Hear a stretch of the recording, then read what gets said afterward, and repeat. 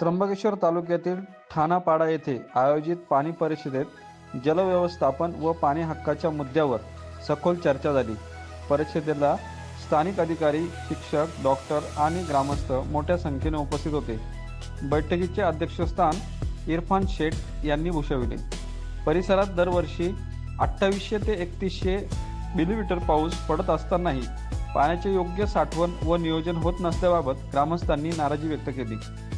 केंद्र सरकारच्या नदीजोड प्रकल्पाअंतर्गत दमणगंगा खोऱ्यातील पाणी मुंबई व गुजरातकडे वळविण्याच्या प्रस्तावावरही चिंता व्यक्त करण्यात आली. दरम्यान दमणगंगा खोऱ्यातील पश्चिमेकडे वाहणाऱ्या 70.5 TMC पाण्यापैकी किमान 25% पाणी स्थानिकांसाठी आरक्षित करण्याचा ठराव एकमुखाने मंजूर करण्यात आला. तसेच झरे, नाले, नद्या व तलावांमध्ये पाणी साठवण्यासाठी स्थानिक पातळीवर व्यवस्था उभारण्यावर भर देण्यात आला. सभेत सामाजिक विषयांवरही महत्त्वाचे निर्णय घेण्यात आले.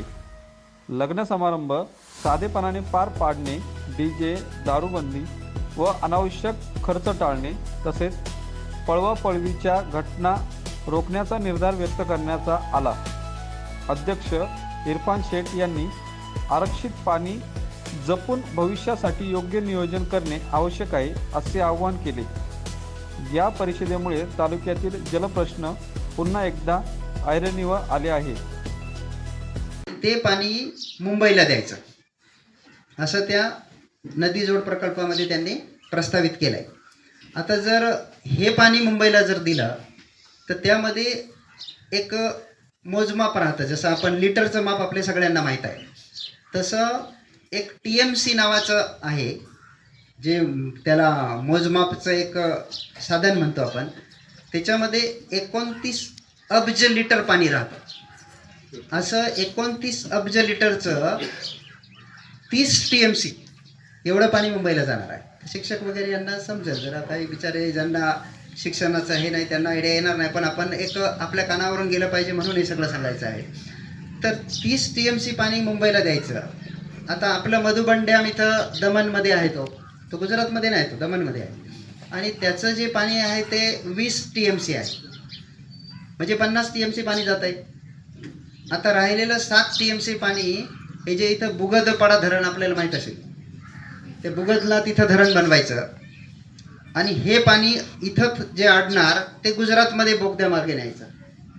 आपण पाहिलं तिकडं ते एकदरा म्हणून पेठमध्ये आहे, तिथं पण काही धरण बनवलं आणि ते आपल्या ह्या दमणचेच उपनदी आहे.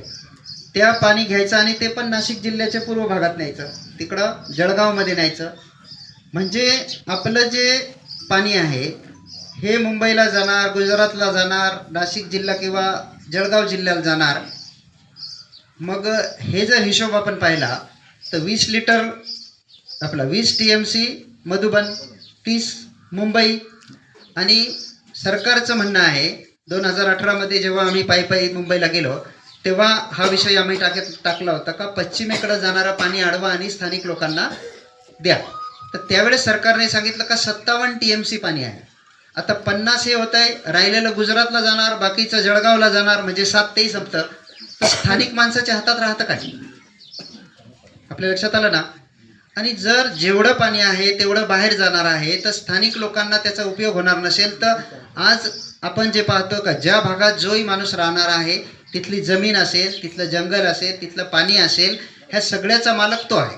हे बरोबर आहे का नाही? आणि जर जो